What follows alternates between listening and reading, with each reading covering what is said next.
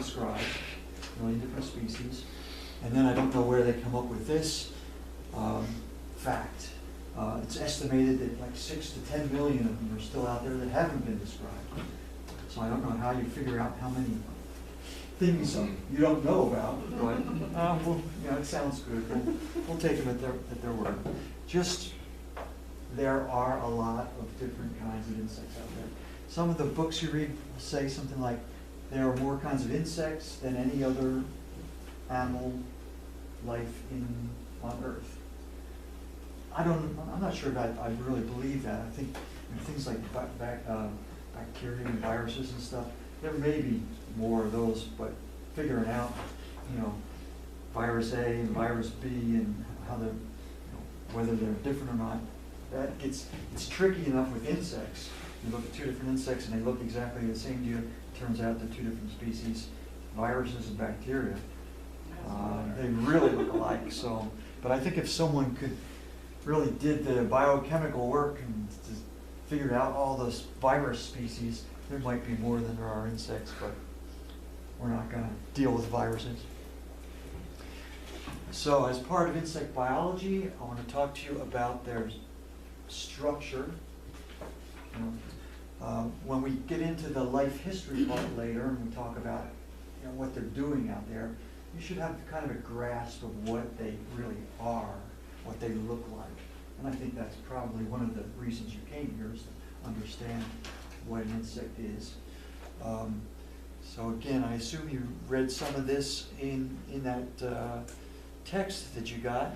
And stuff like this, you read it and you remember it at first, but then it kind of gets hazy. So you have to be refreshed from time to time. So I will refresh you. Insect body, basically, technically, has three parts. A head, behind the head is the thorax, behind the thorax is the abdomen. And you see that picture up there of the ant, you see that picture of the bee. They're good classic examples of what the insect body looks like. And once again, I'll say after 50 years of playing with insects, they all won't look like that. You'll be picking up some insect like a stink bug or something and go, I see the head, but just where is the thorax and where is the abdomen and where does one start and where does one end? So technically, all these things hold true, but they're not always as easy to see as the textbooks make it. So I'm going to talk about insect structure and show you just how diverse everything has become. So if we look at the head, an insect has a head and it has things on its head like antennae, eyes, a mouth. Well, insect antennae, again, you think in your mind, you might think of like an ant, and yeah, I know the antennae come out of the head and they kind of bend. And this is a classic example of what the antenna of an insect looks like. But with a million different kinds of insects out there, a million plus, you can imagine that over time, antennae have evolved to be different shapes, sizes, colors, work in different ways, and just Google insect antennae, and you'll get pictures of all different kinds of things. Like up in the top left, the dragonfly face. You see its antennae there? Two little tiny whiskers sticking out of its head. On the other extreme, over on the right, you got a grasshopper, that the antennae are twice as long as the body. Down bottom left is a wasp antenna, which wasp face and the antenna come out and bend, and say, I think a lot of times you think of it, if you envision the insect antenna, you might think of something like that. Now the antennae are used for sensing the environment. And a lot of time, the antennae are used for smell. Again, if you read about insects, you often read that a lot of insects can smell with their antennae. That's where their smell receptors are. So we have insect traps out. We put a bait in the trap, and the bait is often something that's the odor that an insect's attracted to. And the insects that are attracted to that trap smell that bait, and they usually smell it with sensors on their antennae. Over here on the far right, bottom right, is a moth. People talk about moths, you know, what's the difference between a butterfly and a moth? A lot of people say, oh, moths have fuzzy antennae. I read that somewhere.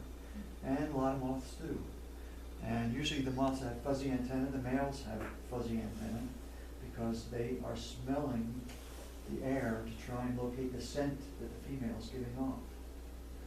And we did experiments back in Michigan State with codling moth, and we were trying to figure out what is the scent that the codling moth smells.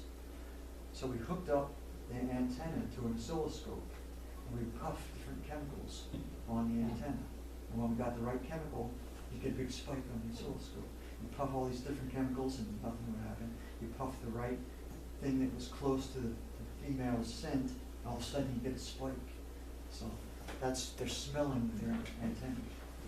But on the other hand, in the center here we got a mosquito. They have a fuzzy antenna too. But mosquitoes, you may have heard about mosquitoes being attracted to their mates by sound. And you hear the mosquito humming. That's the vibration of the female's wings, and the males are listening for that vibration and then are attracted to it. They hear that vibration with a sensor that's at the base of their antenna. So their antenna's out there picking up vibrations, sending the vibrations down to that sense cell, and the mosquito finds its mate using its antenna, but hearing sound rather than smell.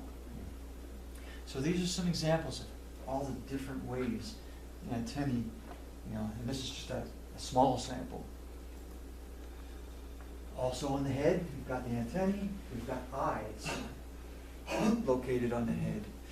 And again, my point in talking about the biology here is to show you, when we're talking about insect eyes, it can be from one extreme to the other. You've got that ant up in the top left. It's his little tiny little black eye, right? Ants live a lot of the time underground, where it's dark. So they don't use vision a whole lot, or at least some species. This species of ant doesn't use vision a whole lot. So it would make sense that over time, its eyes have evolved to be smaller and smaller and smaller because it doesn't use its eyes very much. Below that is a fly, the face of a fly. You can see its eye takes up, maybe a quarter of the size of its head. Flies use vision more than some ants, so their eyes are bigger. They're flying around looking for places to lay eggs, find food, escape from predators, so their eyes are bigger than this fly. His eyes are bigger. And then the way extreme, over to the right, you've got a dragonfly face again. And you see his compound eyes there take up a vast amount of his head. They meet up at the top, they go all the way down the side, they go to the back, they go almost all the way up to the front.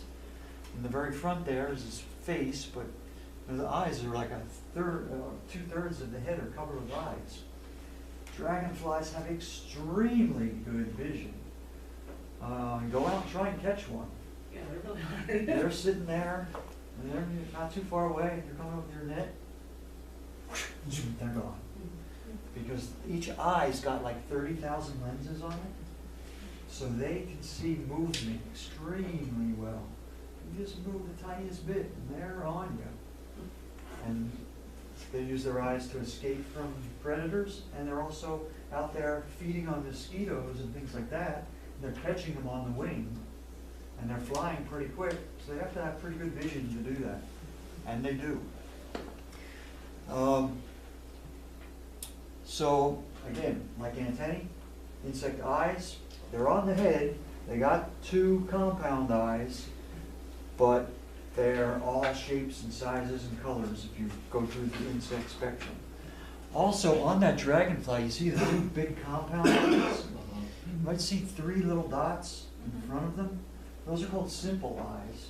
And some insects have them and some insects don't. They're called simple eyes, or if you're being technical, they're called ocelli. Ocelli.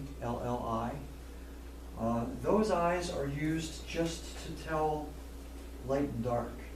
They're not very good for vision, but they can tell, you know, if an insect, like a lot of caterpillars, only have simple eyes. They have little ocelli. They don't have very good vision, but they don't need very good vision. They live in a tree, and everything around them is food, is edible. But if the wind blows and they fall out of that tree, they're close by, but they got to find their way back up. So all they need to know is, if I'm walking, is it getting darker or is it getting lighter? If it's getting lighter, they know they're going up towards the tree, get back up to the leaves, and they start feeding again. So the compound eyes are the big thing. Some insects have these simple eyes in addition. Another thing you'll find on the insect head is the insect mouth. And scientists have spent a lot of time, you know, dissecting insect mouths and labeling all the names, giving everything a name, all the different parts of the mouths. And this picture is a picture of a beetle on the left, a picture of a grasshopper on the right. Both of those insects chew their food. They either eat leaves and chew it up, they eat other insects, they chew them up. So they have a mouth that's called a chewing type mouth. And it's considered like the basic insect mouth, the most primitive kind of insect mouth. It has a front lip called the labrum, and it's got a back lip called the labium. It has two mandibles, which are their teeth, which they chew their food with. They go from side to side and tear up their food and chew up their food. And behind the mandible, it has a thing called the maxilla, which are like two little hands to manipulate the food. So you've got the front lip, the mandibles, the maxilla behind the mandibles, which manipulates the food so that they can chew it up, and then the back lip, the labium. And they, on the maxilla and the labium, they have little, again, like fingers. So this, like I say, is considered the basic insect mouth. And most insects that chew their food will have a mouth like this, that have these mouth parts that work in these ways. So you say, well, if that's the most basic insect mouth, you know, what happens after that? Well, again, just like all the antennae and the eyes, insects have been evolving for millions and millions of years, and they've gone in all kinds of directions. And as they evolved and changed to fit in with their lifestyle, one of the things that's often evolved is their mouth. So on the left we have praying mantis. Praying mantis eat other insects, right? They chew them up. Have you ever seen one grab an insect on a flower and bring it to their mouth? They chew it all up, swallow it, throw the legs away. Praying mantis has a basic chewing mouth. But other insects, their mouths have evolved in different ways. And you're familiar with insects that suck food, like butterflies. You see a butterfly land on a flower, and this tube comes out of its face, goes down into the flower and sucks the nectar out of the flower. That's an example of a sucking type of mouth. Right next to the butterfly, to the right, is another type of sucking mouth. There are a lot of, remember I said the praying mantis catches its insects and chews them up and swallows them? There are a whole bunch of other predaceous insects that eat other insects, but they catch their prey, and instead of chewing them up, they have a sucking mouth, which is like a hypodermic needle, that they jab into that insect, and they inject a chemical into that insect that kills the insect and liquefies the insect's insides, and then they suck that liquid back out, and that's how they get their meal. So their mouth has evolved to have this hypodermic kind of sucking mouth part. Over on the far right is an example of a bee who has kind of a mouth somewhere in between the two. I mean, you'd think, oh, bee must have a sucking mouth, because they land on flowers and they suck nectar out, and they take it back and they make honey. Well, that's true. Their mouth has evolved to suck nectar, but they also manipulate pollen. They feed the young bees in the hive, so they have to transfer food from their mouth to the young bees, the bee larvae. They manipulate wax when they're making their hive, and they do all that with their mouth.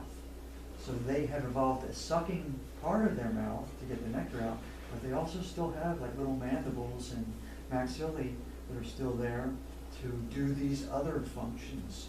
So they've got something in between the chewing mouth and the sucking mouth.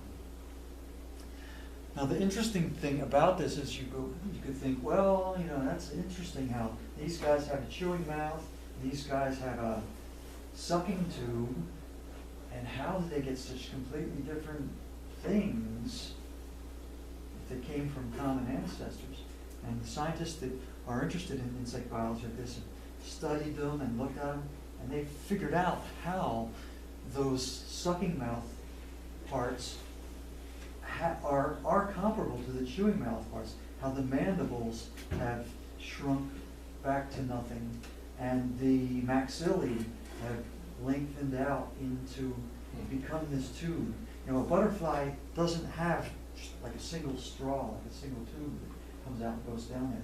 When you see a butterfly, especially when it just comes out of its chrysalis, first thing it does is its mouth stretches out, its tube stretches out, and it's really two halves of the tube. It's one half of the tube and one half of the tube, and it brings them together and clicks them together and makes that one tube. So they've determined that that one half of the tube was, a long time ago, back in prehistoric times, a maxilla, and the other half was a maxilla, and they evolved to be this long half of a tube, and then they click together to make this sucking thing. So I could spend 2 hours just talking about the evolution of the insect mouth. So if you find that interesting, look that up sometime in an insect text, and it's pretty nifty. So we've done the head. Now we're down to the thorax, the next part of the insect body. So, you know, it's interesting when you say, oh, an insect has 3 parts of its body, the head, the thorax, the abdomen. But what's really interesting is talking about how the head and the antennae and the eyes and all that differ in all the insects, and how the thorax differs in all the insects, and how the abdomen differs. The thorax is basically a box, you know, that's got some guts in it, carries stuff from the head to the abdomen. So the thorax has evolved in different ways, but that's not so interesting as the things that are attached to the thorax and how they evolve. You know, we said insects have 3 legs. The 3 legs are attached to the thorax. Insects that have wings, not all insects have wings, but the ones that do, the wings are always attached to the thorax. So when we're talking about the thorax here, I'm going to tell you how the things that are attached to the thorax have gone into all different kinds of directions, like the wings. So you've got the thorax, it's got the wings attached to it. Now, most insects, if they have wings, most of the time they have 4 wings. And technically, if they have wings, they always have 4 wings. But we'll get there in another slide or 2. And the wings, just like all the other parts we've talked about so far, have evolved into all different forms and shapes and colors and sizes. And again, I'm sure if you're here, you know a little bit about insects, and you've seen this in nature, how they're different. Up in the top left, we've got something like a stonefly, and its front wings and its back wings are very similar. It's got a similar texture, similar size, similar shape. Something like the moth below that, it's got 4 wings. Now they're similar in color and shape, and I guess actually the shape on this of the hind wings is is much different than the shape of the front wings.